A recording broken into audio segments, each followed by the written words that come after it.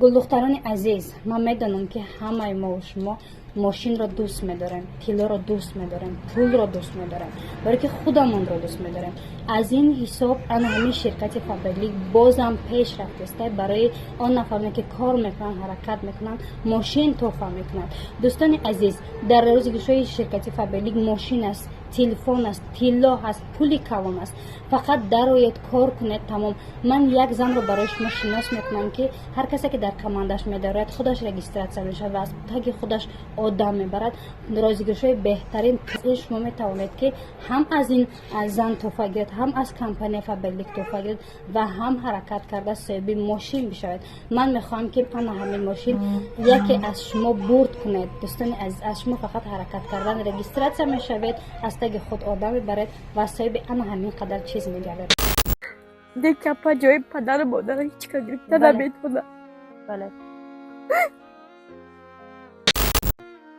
اوچه من مردی پدر من نگاه نکرده، دوریش نگاه نکرده، ما را برنج اعصاب کلام کرد، بابایا رسان.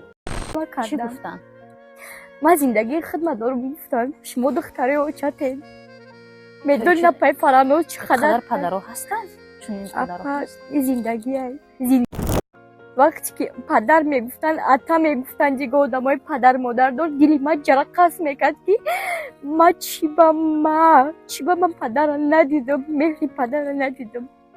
اومدم میبردن یا که در میدکیم در یا خود 2000 علای گواره را خوندگی بدم، برزاوقی که ما کودکم علای مادر را خوندگی بدم، یک بار آدم گیریش اومده بود. وقتی که ما در همین نگاه کردم سیندر، وقتی که کودک دلی همه آدم بوشدش میشود، من اوچه گفتم اوچه من نماز خواه بود. اپای فرانوز باور کنین دردی کودکی ما که عذاب ای مهری پدر ندیدم. اوچم ای سال بود کودک چخیل کودک مهر خوشش سنش پدر مادره که شما از بیماری های دل، گرده، معده، اینجورین از پروستات داخل روی اذیت میکشید، پس به شرکت شفافارما مراجعت نمایید و اینجورین میتواند که هجومای بیپل را از شرکت شفافارما به دست بیاورد. به هر یک شما دوستان عزیز، امیدوارم خوب هستید. شب همگی بخیر باشد.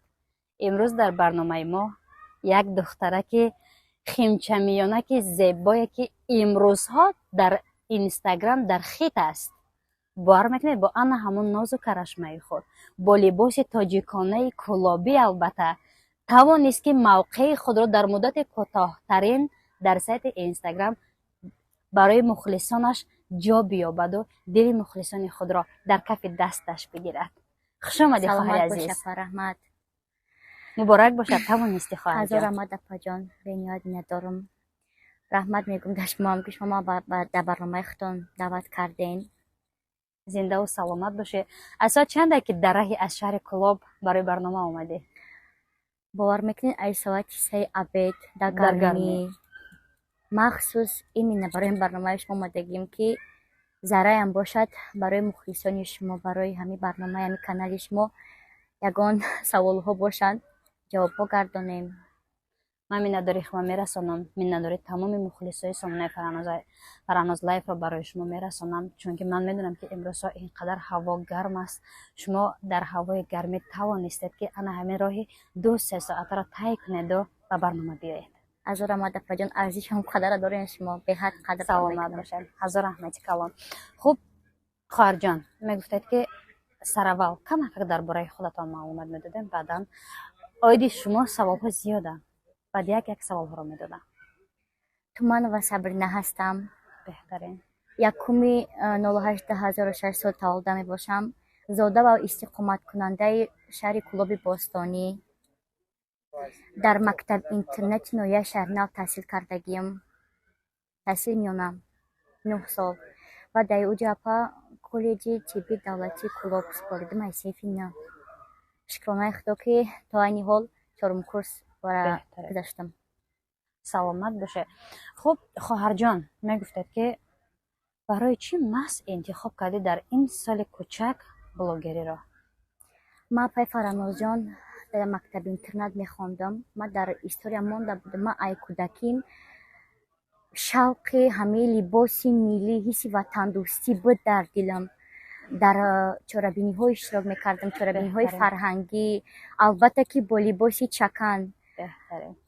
اشتراک میکردم. من در دل من همه چیز بود، مقصد داشتم که همه چیز من تا ادامه بدم. بهترین. خدا را هزار مرتبه شکر که در مدت 4 ماه من نتونستم در دل مخلصا جا کرده. بله درست. شکرانه خدا. سلامت باشد. شما گفتید که در مکتب اینترنت کلان شدید، چرا؟ پدر مادر هست؟ این سوالتون اپای فرانوش جان به حد دردآوره. برای این سوالی که شما مدام میگین بسیاری آدم مرا میتن. یک دردیه که شکرانه خدا من یگان وای نداشتم. من اتما ای بسیار یاد نداشتم، اوچه کسری داشتم.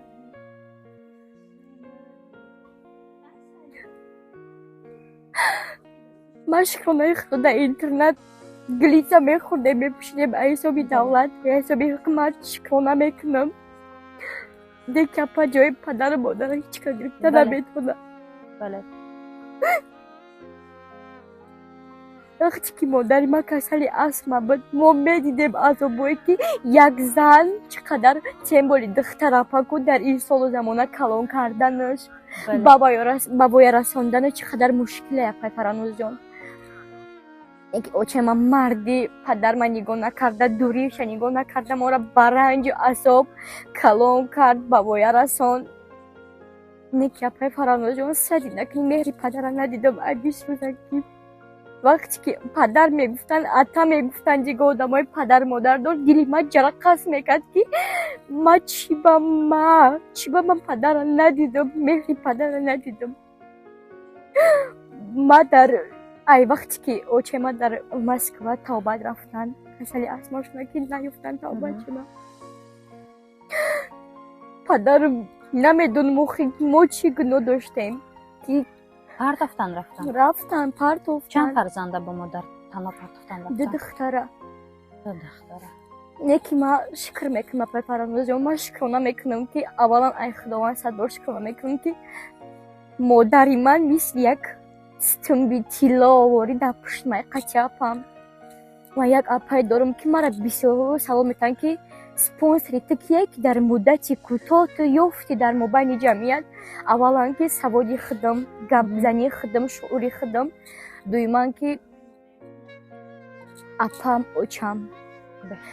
حاضی که ما کلان شده مرا در سوای اینترنت میبینه، همه برنامه مرا نگاه کرده باشه مرا میبینه، نیکی سراغ نمیکنه. عزیز همه شما میدونن که ما با شرکت جورابک قریب 2 سال است که همکاری داریم. ها نفهمه که از گرنسه میگذرن تا گرنسه رفته میآیند، همه شما رو با دکومنت ها، یعنی که آن نفهمه که میخوام با ماشین های زمانوی روند، اکا جورابک برای همه شما کمک میکنه. رقم هایش نست، نویسه، زنگ بزنید، معلومات بیشتر رو از خودش میگید. شما وقتی با ویراست فهمیدید که پدر شما کی؟ بله فهمیدم. رفتم پیشون مرا قبول نکردن. رفتم پیشون مرا قبول نکردن. چی گفتن؟ ما زندگی خدمت دارم گفتن شما دختره اوچتین. میدونی پای فرانوش چقدر پدرها هستن؟ چون این پدرها هست. زندگی هر کس اپا هر کس نمیفهمه. چند ساله بودید که نزدشان رفتید؟ من نو رفتم 17 ساله بودم که ما روزیگه ایولاده خودش مرا گفتن که اما تای میدونیست که من دخترشم. رفتم چی گفتن؟ فهمیدم گفتم که پدری مایی با کلان تراش برامدم قبول نکرد. نمیدونم ای زندگیشون من زندگی دارم گو زندگی و بودی مرد فیران نکنه که نمیدونم که دخالت کردن ما در زندگی و یا چی رولا بازی میکرده نمیدونم، زیرا که او هم فرزند رو من هم فرزندم کنم پای فرانوش جان. لیک به همه شکر پای فرانوش شکر میکنم که با کودکیم سختی ها را عذاب کشیدم پسی سر کردم. لیک انشاءالله پای فرانوش باور دارم که آیندم آباد است انشاءالله. برای که مادر شما شوهر نکردن؟ مادری من نه. برای چه اینقدر مادری من ارگانیزات شده پا کار کرد، معلم یونیورسیته کار کرد. مادری من در کلوب بسیاری ها میشناسند زنه که با آبروی لیک نکرد. مادری من تو اپای فرانوش جان باور میکنید جوان‌های بودن که پسران بچه‌ای که اخچون و یاشتر بود گفت رو میگیریم به خاطر خونه داشتنش. یکی بچه من گفت من فکر ده شما رقم که شما ده دختین. مقصد من نمیخواستم که یگان کس پیانده تدیس پیاندر کلاشیم با کلانیتون ака азобиша кашидем жуд мо дар интернет бидем апай фаранӯз бовар кунед дарди кӯдаки ма ки азоб ай меҳри падар надидам мочам ай касал буд кӯдак чӣ хел кӯдак меҳри ҳушаш синиш падар модаре ки як гуфти ба гапо хабарги дар мактаби интернат шуморо ки меомаде ки рӯзҳои истироҳати ба шумо ба хона мерафтед назди модар? шаме бозор намерафтем Барои чӣ каникул як намерафтед? моҳа буҷа мора галитсия мехӯрдам мепӯшондан очима дар москва буд мо уҷа шароитамо хуб буд лек меҳри падар модар набуд аз ҳамада сахт апай фаранӯз галитсия бихӯрне ки модар падар набоша ба фикри меи сангинтарин дардай медонам буд ҳолатое ки ба дарвоза нигоҳ мекардӣ?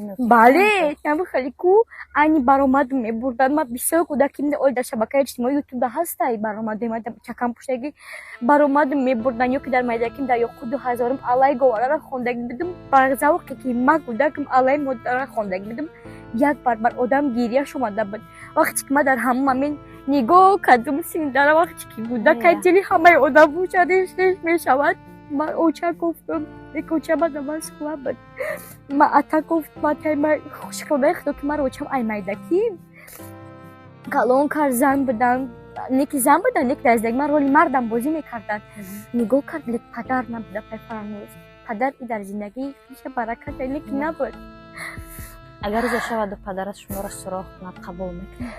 падаре чӣ бармеям ма агар қабулш намекардам ма ҳиҷ вақт хонаи одам намерафтам ки ма фарзандитам ма и қазо кашидам бар зами ҳамин ма гуфтам отаҷон мара я дод басай я дуом бите ки ма духтаи ма зиндагим баракат ҷавоб не ки май мара қабул накард пешай блогерӣ будапа вақте ки ма блогер шудам хидматҷо роҳ ёфтам чеҳра ёфтам дар инстаграм баъд эти духтари ма через ошнош гуфта духтари ма блогер шудам хеле неки як падига мада муҳим нест дили ма уже ба кӯдаким шикаст ай падар шукр мекунам ки ҳамчун спонсор ҳамчун як системи бақувват ки ма очаҷон надорам худованд сарша ай санг на апа ма дорам ки дар рӯзи сангинтарини ма мо ҳамин се кас ба якдигармон вай мекардем дилбардорӣ мекардему гапҳои хуб медодем ки иншоалло апаҷон гулмиран дора апаи ма